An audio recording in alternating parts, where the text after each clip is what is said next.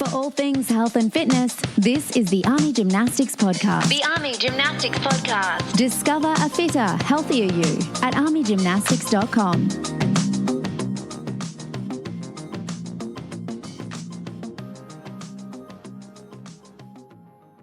All right, so you want to tackle that belly fat, huh? Well, you've come to the right place.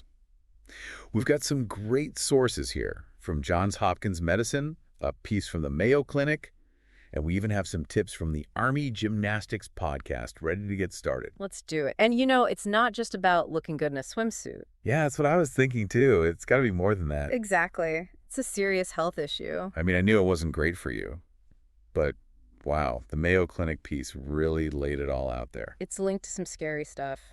Heart disease, diabetes, even some cancers. They had this diagram of visceral fat surrounding your organs.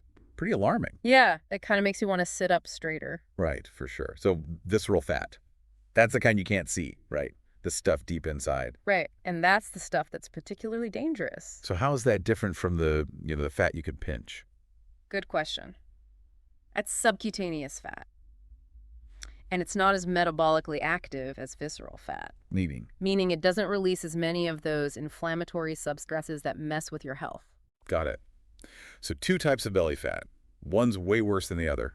But the good news is these sources offer some solutions. Absolutely. There's plenty you can do. The Johns Hopkins article really grabbed my attention with the whole low-carb thing. You familiar with that? Oh, yeah. Low-carb diets have been studied pretty extensively. Well, their study found that people on a low-carb diet lost more weight, like 10 pounds more, than those on a low-fat diet over 6 months. Interesting. And not just more weight, but a higher quality of weight loss, too. Higher quality. What does that even mean? It means they lost more fat and held onto more muscle, which is key because muscle burns more calories even when you're just chilling on the couch. So it's not just about the number on the scale then? Nope. It's about what's happening beneath the surface. Body composition matters. I like that. Yeah. And what I liked about the low-carb approach is it doesn't sound like a constant calorie-counting nightmare. Right. It's more about making smarter food choices, swapping out refined carbs and sugary drinks for veggies, healthy proteins, things like that. And less processed foods, right? Exactly. You're basically flipping a switch on your metabolism by reducing carbs. Your body starts burning stored fat for fuel. Makes sense. So that's the diet side of things. What about exercise? I know the Army Gymnastics Podcast was all about moving that body. Absolutely. They emphasize exercise, and for good reason, particularly cardio. Right. It makes sense. That gets your heart rate up. It helps burn abdominal fat by lowering insulin levels and making your liver use up those fatty acids near visceral fat deposits. Okay, so even something as simple as taking the stairs instead of the elevator can help. Exactly. Every little bit counts. And if you want to kick it up a notch, the podcast recommends things like sprinting or cycling a few times a week. Right. High-intensity interval training, or HIIT, is great for burning fat. And, of course, we can't forget about strength training. Strength training is key for building lean muscle mass, which, like we talked about, keeps your metabolism humming even when you're not working out. So cardio blasts those calories during the workout, and strength training keeps the burn going afterward. Awesome. It's a powerful combo for reducing overall body fat, including that stubborn belly fat. I love it. So we've got diet, exercise.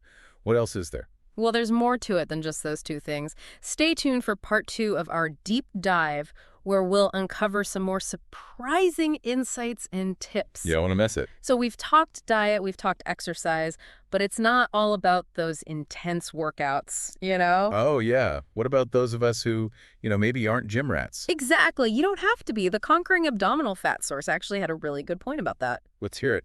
It's about finding activities you enjoy. If you hate running, don't force yourself to do it. Makes sense. Find something that gets you moving, that you can stick with long term, something you actually like. Yeah, you got to enjoy it or you're not going to keep it up. Yeah. But speaking of things we might not want to hear, both the Army Gymnastics Podcast and that Conquering Abdominal Fat piece really stress the importance of sleep. They did, and it's super important. Sleep deprivation can actually lead to more belly fat. Seriously, I thought sleep was just about, feeling rested. It's way more than that. When you don't sleep enough, your body produces more cortisol. That's the stress hormone. Okay. And cortisol can increase belly fat storage. So even if you're working out and eating right, if you're not sleeping enough. You could be sabotaging your efforts. It's like taking 1 step forward and 2 steps back. So how much sleep are we talking? 7 to 8 hours of quality sleep per night. That's the goal. I'll try. And speaking of things that might require some willpower, the Army Gymnastics podcast also brought up alcohol. Oh, yeah. That's a tough one. I do enjoy my glass of wine. I hear ya. But excessive drinking can definitely contribute to belly fat. Those empty calories add up quickly. Yeah, moderation, I guess. Exactly. It's all about balance. And on that note, the Johns Hopkins article had a really interesting point about processed foods. Oh, yeah. What was that again? Certain ingredients like trans fats, added sugars, and excess sodium can make it harder to lose weight, especially around the belly. So basically they're like working against you from the inside out. Exactly. And those ingredients are often lurking in packaged foods and snacks. So if you're serious about reducing belly fat, becoming a label reader is a must. Okay, noted. No more grabbing the first thing I see at the store. Right. Take a minute to compare brands, look at the ingredient lists, and make informed choices. Knowledge is power. I like it. It is. And it goes back to what we talked about with the low-carb diets. Focus on whole, unprocessed foods, and you're naturally cutting out a lot of those problematic ingredients. 2 birds, 1 stone. You're getting the metabolic benefits of low carb and avoiding those hidden saboteurs in processed foods. But it's not all about deprivation, right? Of course not. You can still enjoy your life. I liked how the Johns Hopkins article suggested focusing on how your clothes fit rather than obsessing over the number on the scale. That's a great point. The scale can be misleading. It can be a mental game for sure. As you build muscle and lose fat, your weight might not change drastically, but you'll definitely notice a difference in how your clothes feel. That's a more tangible way to track progress. And way less stressful than constantly stepping on the scale. I'm on board with that. But it's not just about individual effort, right? What about the people around us so they have an impact? Absolutely. The Johns Hopkins article highlighted the social aspect of health. Let's talk about that. How does that play into it? People are more likely to make healthier choices when they're surrounded by friends and family who are doing the same. It's like having a built-in support system. Makes sense. Like if your friends are all going for a hike, you're more likely to join them than if they're all vegging out on the couch. Exactly. No. Turning healthy habits into social activities makes it more fun, and you're more likely to stick with it. Accountability is huge, too. So find your tribe, your healthy tribe. Exactly. But even with a great support system, you still need mental toughness. The Army Gymnastics podcast was really big on that. Right. It's not just about physical change. It's about mindset, too. What do they say exactly? They emphasized being consistent with your efforts, pushing through those moments of doubt and staying committed to your goals, even when you don't feel like it. Easier said than done some days. But I get it. You got to keep your eye on the prize. And they also made a great point about celebrating small victories along the way. Small victories? Like what? Like fitting into those jeans you haven't worn in a while, having more energy throughout the day. Those little wins keep you motivated. Yeah, it's all about those little wins. They add up. So to sum it all up, what are the key takeaways here? Is there a magic bullet for belly fat? I wish. But honestly, all these sources highlight that it's not about quick fixes. It's about a holistic approach. Holistic meaning? Meaning it involves multiple aspects of your life. Diet, exercise, sleep, stress management, social support, even mindset. So basically taking care of yourself in a well-rounded way. Exactly. And making sustainable changes that you can stick with for the long haul. No crash diets or extreme workouts.